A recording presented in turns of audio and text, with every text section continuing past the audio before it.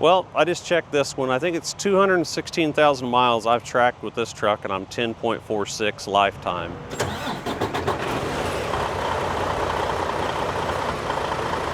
Hey, I'm John Penn, owner of JP Transport, and I'm the 2025 Trucker of the Year for Overdrive. JP Transport, based out of Orleans, Indiana, and I do multi-stop office furniture.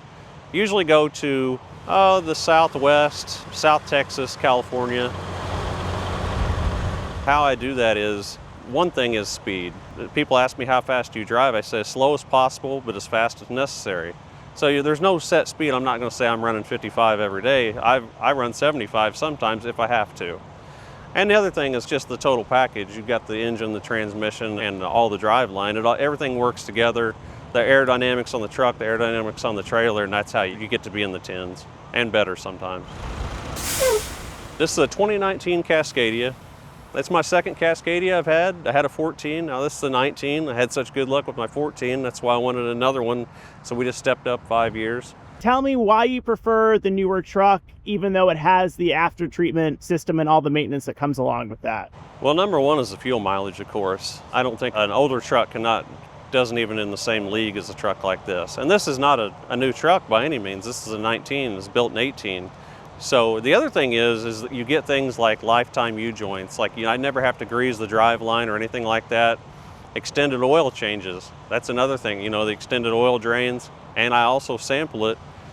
So I mean, little things like that, just an older truck cannot do that. And I think a lot of it's just the modern engine technology. And the emission systems have came a long way where you don't have the problems you did back in, say, 2004, 2005. They've worked the bugs out of these things, and they're relatively trouble-free now. This is a 6x4 instead of a 6x2. That's what my last one was. I thought I would lose fuel economy going to a 6x4, but it picked up fuel economy. Now that could be, I've got a little bit different engine. My last one was a 505 horsepower, and like I said, this is a 455. The only modification I've made to the truck is it used to have hood mirrors, and I took those off. And you took the hood mirrors off for gas mileage, or just a personal preference? I just took them off. I just took them off. Yeah, it'll help with a little bit with fuel economy, but it's pretty much a bone stock truck as far as taking the hood mirrors off. Then we got the flow below system, the wheel covers, and the center section and the back part. It's got wide singles on it. These are 445/50, 22.5s. Michelin's. Those have been doing really good. They've got a little over 200,000 miles on them now.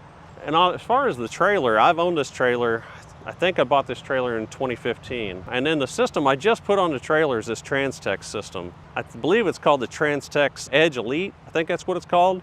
And the skirts themselves they call them a 2330. They're 23 feet long and 30 inches deep. On my other trailer, I filled in this section right here, and there's only about an 8-inch gap, just enough where you can turn and they won't hit each other.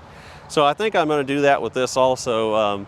As far as aerodynamics, I like to look at rain spray. And when you look at the rain spray, why I filled that in on my other trailer is I could see rain spray coming off of this, and it was immediately being sucked under here. And once it gets under here, there's nothing good will happen under here, because every one of these is a cross member, and it's just dirty air. If you have the ability to put air on your trailer, I would. There's another thing that I heard once: procrastination costs you money. And I should have put a system like this on here years ago, but I thought, this is my spare trailer, I don't want to spend the money on it. But after one trip with it, it was amazing.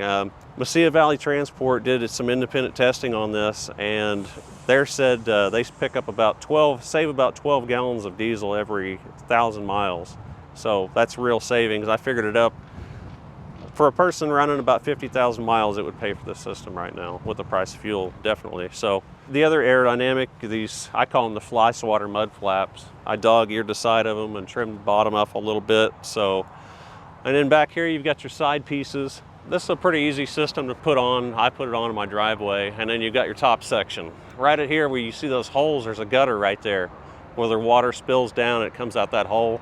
That's a lot of dirty air right there. So that's a pretty neat system. You've got a giant low pressure area on the back of your trailer, and so that's what this is helping with. My other trailer, I have trailer blade skirts on it, and then I have a trailer tail in the back. Well, trailer tail is no longer in existence. Stemco bought them and they discontinued that product. And really the problem with the trailer tail, it's an awesome product that I wish they would bring back. But the problem with it is it took a driver to open and close it. So they had to open it for it to work, and then they had to close it so they wouldn't back it into a tree or a building or something. And so a lot of them got wrecked. And I think that's the good thing about this system. You don't do anything. It's just as it is. You just notch it around your door hinges, and then a driver has nothing different to do than they ever did. So when I buy a drive-in, what I'm looking for is definitely metal roof, metal sides, and logistics post. Now, other than that, they're pretty much standard, unless you want a heavy-duty trailer, say a paper spec trailer, where maybe you've got cross members every 6 inches, and also it'll have heavier hubs and bearings. But this is what I look for when I'm looking for a drive-in. Definitely metal sides, logistics post, and a metal roof. So that's what I look for. Here's another cheap, right here. Put your license plate in your bumper, and usually it's hanging down right here. What I've heard, that can be up to a half a gallon of fuel a day, just that license plate. I mean, people say you're crazy for doing that, but go 55 miles an hour down the road and put your hand out the window. I mean, the license plate's bigger than my hand, so it's something that's just sitting there catching air all day, so why not move it out of the airstream? I guess I do have one plan I can talk about.